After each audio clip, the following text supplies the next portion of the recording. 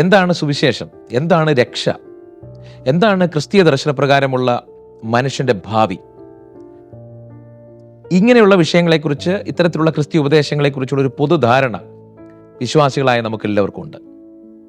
എന്നാൽ ഇത്തരത്തിലുള്ള പൊതുധാരണകളുടെ ആഴം വളരെ കുറവാണ് പല ഘട്ടത്തിലും നമ്മൾ പരിശോധിക്കുകയാണെങ്കിൽ.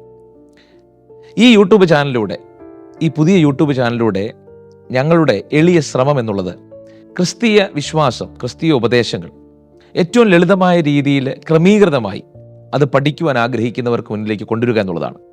ഞാൻ നേരത്തെ പറഞ്ഞതുപോലെ ക്രിസ്തീയ ഉപദേശങ്ങളെക്കുറിച്ചുള്ള പൊതുധാരണകൾ പലപ്പോഴും ഏതെങ്കിലും ഒരു സഭാവിഭാഗത്തിൻ്റെ ചട്ടക്കൂടിൽ ഒതുങ്ങി നിൽക്കുന്നതായിരിക്കാം, അല്ലെങ്കിൽ നാം കേട്ടറിഞ്ഞ മാത്രം ആ അറിവിൽ നിന്നുകൊണ്ട് മാത്രം ഗ്രഹിച്ചിട്ടുള്ളതായിരിക്കാം.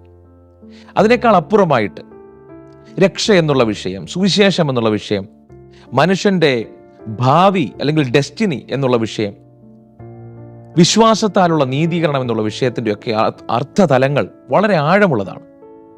അത് പഠിക്കുമ്പോൾ, അത് ഗ്രഹിക്കുമ്പോൾ മാത്രമേ കുറെ കൂടെ കർത്താവിനോട് അടുക്കുവാനും അല്ലെങ്കിൽ ദൈവസ്നേഹം നമ്മുടെ ഉള്ളിൽ കുറെ കൂടെ ആഴമായി സ്പർശിക്കുവാനും ഒക്കെ കാരണമായി തീരുകയുള്ളൂ.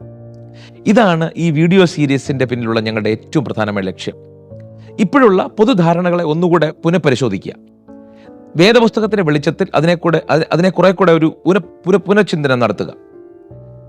അത് മാത്രമല്ല, ഈ വേദപഠനം മുൻപോട്ട് പോകുമ്പോൾ നമ്മൾ ആഗ്രഹിക്കുന്ന ഒരു പ്രധാനപ്പെട്ട വിഷയം, ചരിത്രത്തിൽ നമുക്കൊരു സഭയുണ്ട്.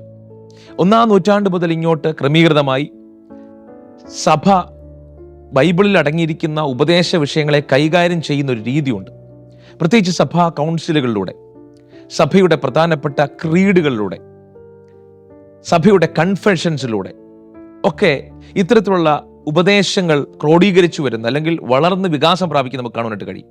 അപ്പോൾ നമ്മുടെ പ്രധാനപ്പെട്ട ലക്ഷ്യം വേദപുസ്തകത്തിലെ ഉപദേശങ്ങൾ എങ്ങനെയാണ് സഭാ കൗൺസിലുകളിലൂടെ ചരിത്രപരമായി പരിശോധിക്കുമ്പോൾ അതെല്ലാം വളർന്ന് വികസിച്ചത്. അതുകൊണ്ട് തന്നെ ഏതെങ്കിലും ഒരു സഭാവിഭാഗത്തിന്റെ ചട്ടക്കൂടിൽ ഒതുങ്ങി നിൽക്കാതെ വേദപുസ്തകത്തെ അതേപടി കണക്കാക്കുകയും വേദപുസ്തകത്തിലെ ഉപദേശങ്ങളെ ചരിത്രത്തിലെ സഭ എങ്ങനെയാണ് വിശകലനം ചെയ്തത്, അത് പഠിക്കുവാൻ തീരുമാനിച്ചത് എങ്ങനെയാണ്, അതിനൊക്കെ ആത്യന്തികമായ ഒരു അഭിപ്രായം കൊണ്ടുവന്നത്, അതാണ് ഈ വീഡിയോ സീരീസിലെ പ്രധാനപ്പെട്ട ഒരു പ്രതിപാദ്യ വിഷയം.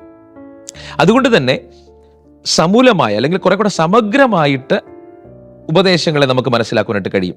ഉദാഹരണത്തിന്, തൃത്വം എന്താണ്, തൃത്വത്തെക്കുറിച്ചുള്ള ബൈബിളിന്റെ വെളിപ്പാട് എന്താണ്, തൃത്വത്തെക്കുറിച്ച് സഭാ പിതാക്കന്മാർ എന്താണ് അഭിപ്രായപ്പെട്ടത്, എങ്ങനെയാണ് അവർ അതിനെ ക്രോഡീകരിച്ചത്, രക്ഷ എന്താണ്.